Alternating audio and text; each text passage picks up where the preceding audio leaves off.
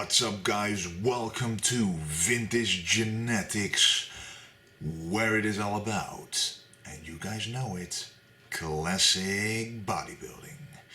And today is another Q&A. Some people have requested it and a lot of questions have been answered. I picked out some of the most popular questions and some questions that I liked, and I'm going to try to pace this Q&A a little faster so I can answer more questions. So let's go. First question by Shazet Aziz. He asks, if someone took caffeine and creatine, would the caffeine reduce the effects of the creatine?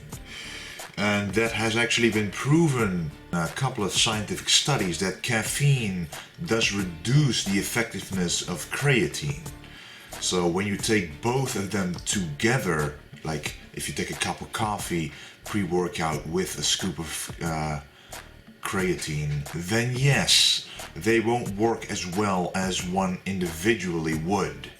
But the effect that has, I'm not sure how big that is. It might be negligible, might be a couple of percent.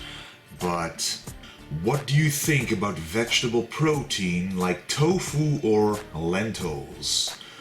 Well, tofu is a full protein. It's a complete protein because it's made from soybeans. So a complete protein means that it has all 9 essential amino acids, and you need to consume essential amino acids because your body cannot produce them by itself.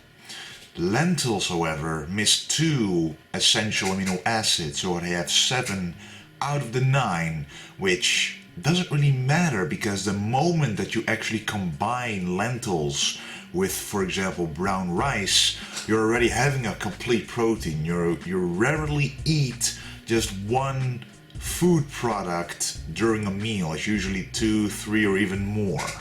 So the only real difference between, for example, soybeans and soy protein and whey protein is that whey protein has more leucine in it, and this is a essential amino acid that your body needs in the muscle synthesis sequence.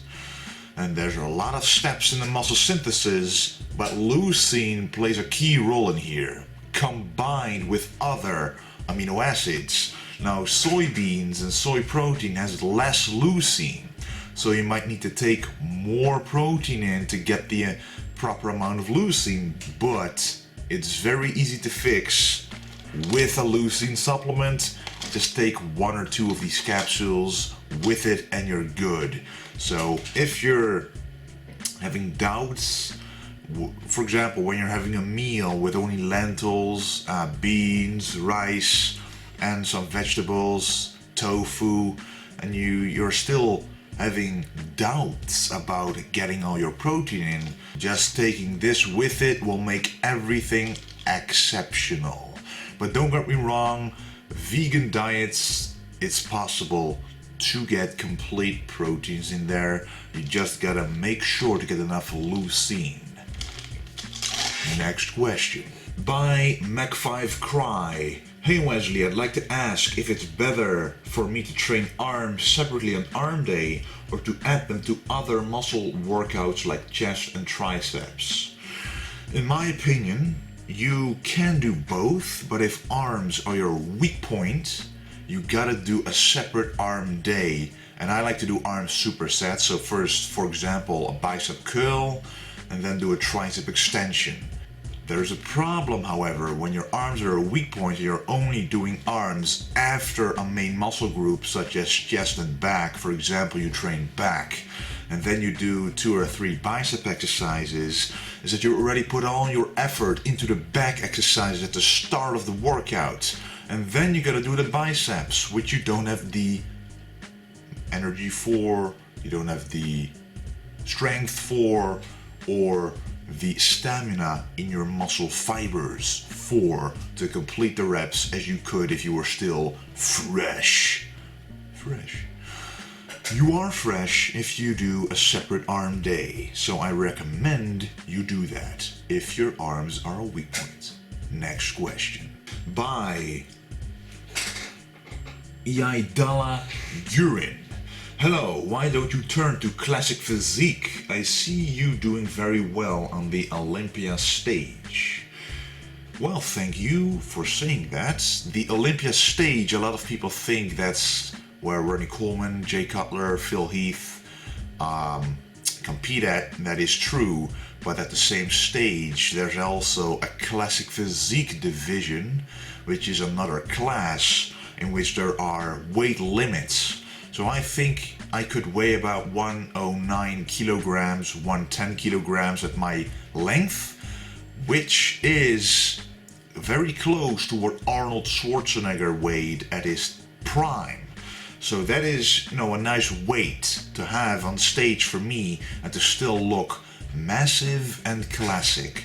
So yes, I'm going to definitely try to get there. Classic physique is really one of my ambitions.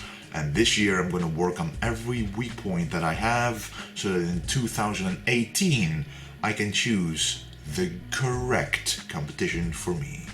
By Firat Sapul. Hey Wesley, do you think deadlift is a must for building muscles?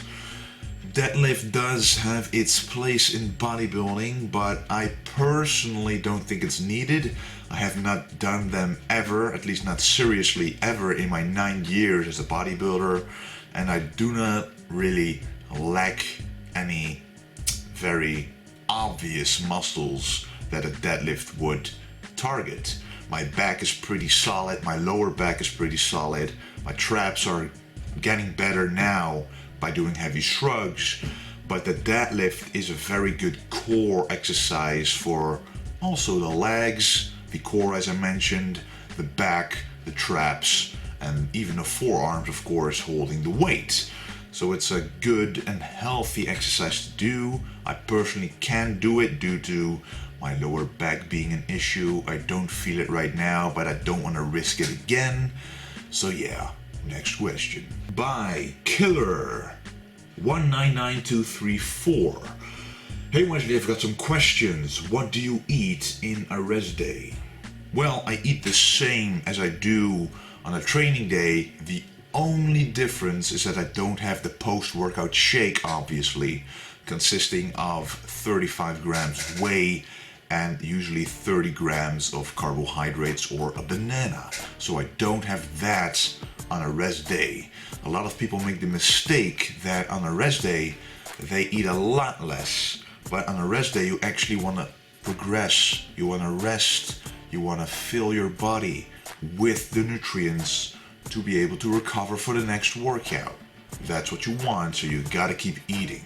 Now the foods that I eat, for example in the morning, oatmeal, and then either I have 3 to 4 potato or rice meals with 200 grams of fish and 200 grams of vegetables, and then post-workout sometimes I have another oatmeal, and before bed I have a fatty meal, for example salmon or mackerel with some cashew nuts, stuff like that, just to get the absorption to go slower throughout the night. But yeah, my days are pretty much the same on training and non-training days. Next question. By Sherbal Abuaksa. Can you tell us what do you think of lower volume and higher frequency training like push, pull, legs, split? The workouts are still intense but less volume than usual. Well, the fact is that a lot of workouts work for a lot of different people. You gotta find what works for you, but you do have a point. When you're not able, when you notice that you're not able to recover from a lot of volume during a workout, if you notice a plateau, and then lower the volume. So first is the volume is this is a week. The volume is this, but chop the volume down to this so that you can do it more frequently. And that's what can get you past a plateau, because you keep triggering those muscles to grow instead of just one big workout to make them grow. You actually recover in between more often, and you don't do as much as volume, so you can recover faster, so you can do better the next workout again.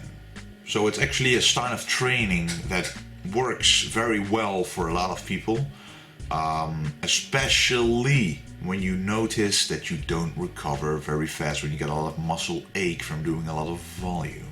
So more frequency could indeed be beneficial. Next question.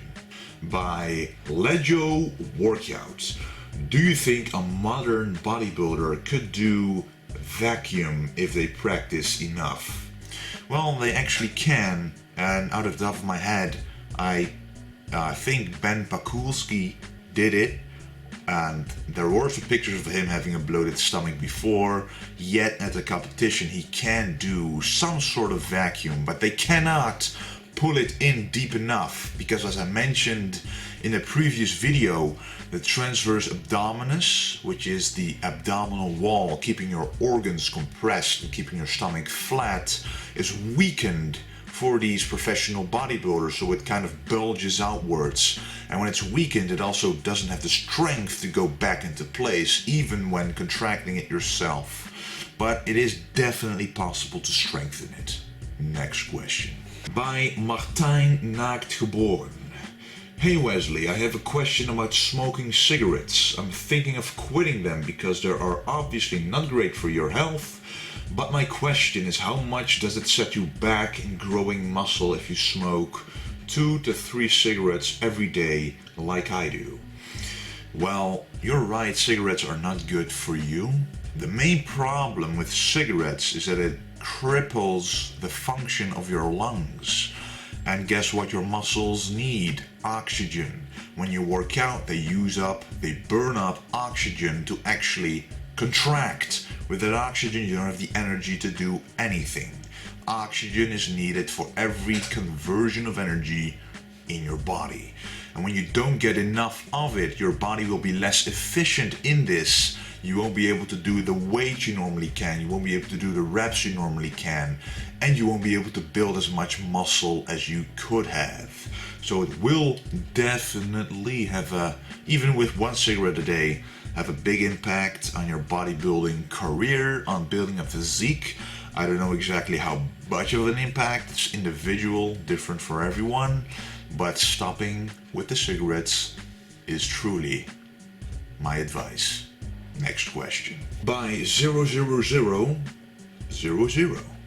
Is it possible to fix the TVA strength if it's weakened?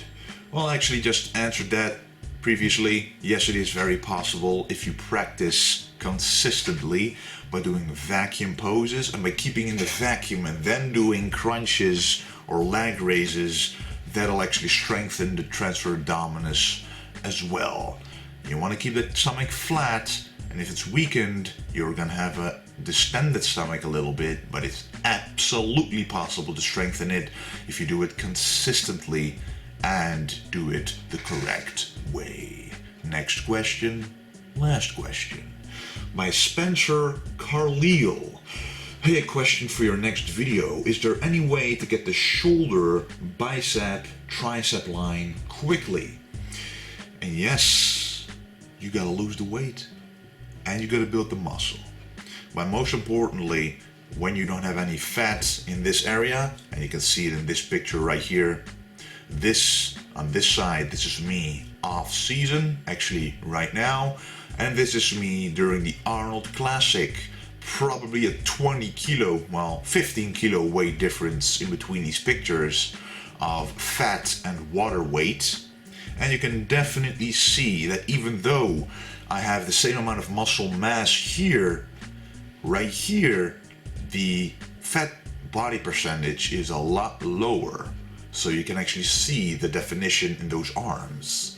So I hope that answers your question. But obviously, training the brachialis of the biceps right here, in between the triceps and the biceps, will emphasize this difference. But I hope you enjoyed this video, you guys. Please, if you want, ask more questions down below and I will answer them in the next video. I hope you enjoyed this video. Thank you for watching, and don't forget to stay golden.